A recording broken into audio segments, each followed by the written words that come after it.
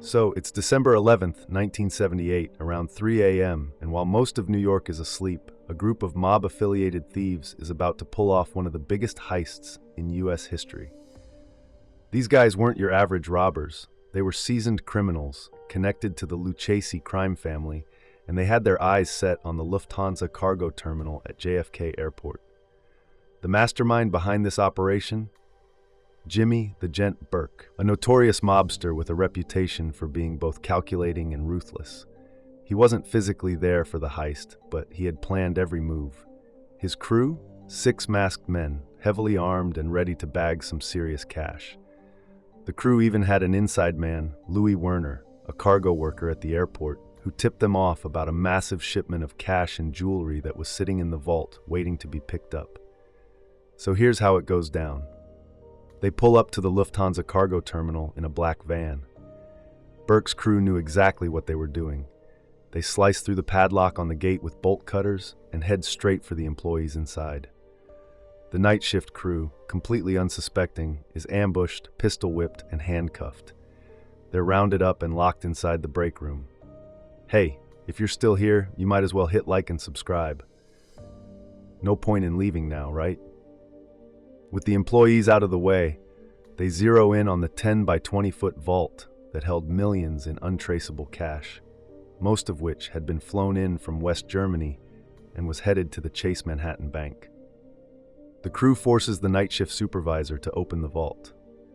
Now, this wasn't a typical lock and key situation. Lufthansa had this double door system that had to be opened in a specific sequence to avoid setting off alarms. But thanks to Werner, Burke's crew knew exactly how to operate it. Once the vault doors open, they go to work.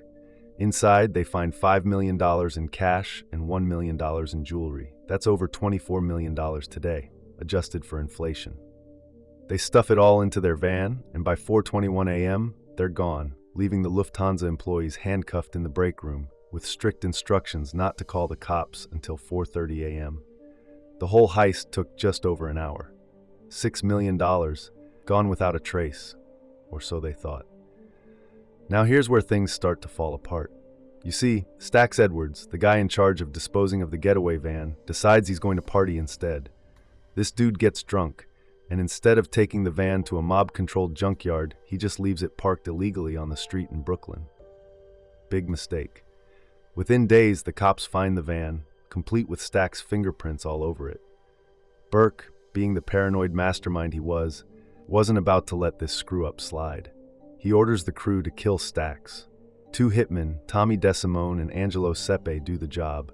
They find him at home and shoot him in the head, first in a long string of murders tied to this heist.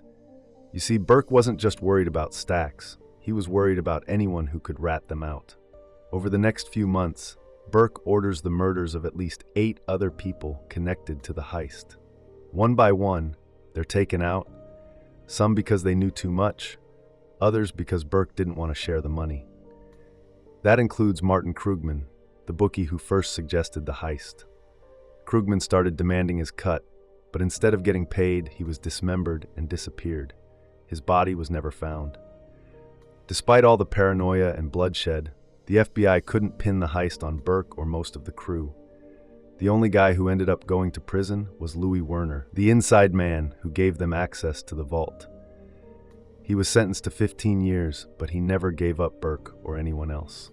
As for Jimmy Burke, he managed to dodge charges related to the heist itself, but eventually his luck ran out.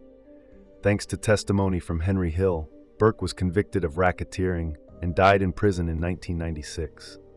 Most of the $6 million never recovered. To this day, the Lufthansa heist remains one of the most notorious unsolved robberies in U.S. history.